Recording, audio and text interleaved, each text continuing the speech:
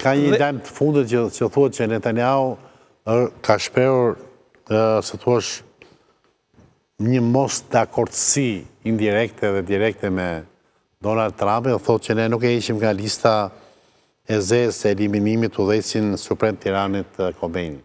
Pra të thënë, ose janë duke shkuar drejt atij, ose... Absolutisht është vërtet, por nuk mund të besoj se do të arri, sepse edhe ata kanë shërbim. Shiko, mbaroj befasia. Po e din ata se ku është bunkeri.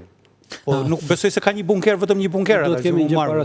Po, dhe edhe diçka tjetër, desha të shtoj, edhe një diçka tjetër, ajo thirrja e kryeministrit Netanyahu për të përmbysur regjimin, mu duk shumë bajate, shumë, ajo ndikoi më shumë në forcimin e unitetit, e tha dhe zotëria nga Teherani, nga Irani, është afër Teheranit.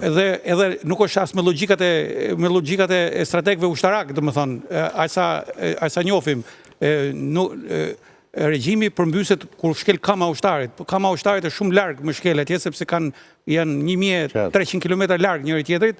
Vetëm nëse do të gjejmë metoda tjera izraelitët, po kjo ishte një ndërhyrje, duket është pjesë edhe luftës hibride që bën Izraeli, sepse ka dalë tash princi i dytë, brezi i dytë i Shah Pahlavi që rrin në Itali, që ka dalë, thotë jam gati nëse më kërkon populli të kthehem në pushtet.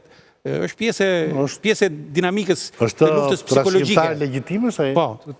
Ideja ishte për të ngritur një front nga brenda të Iranit që dalë lehtësonte. Nuk i beso kush Netanyahu për ngrit frontin që dalë lehtësonte. Shikoj, një sekond, e kanë parë këto vendet e lindjes mesme, e kanë parë se çka ka ndodhur. Iku Asadi, Siria u bë më keq. Iku Saddam Husseini, Iraku smerët vesh qa është. Libani, po ashtu.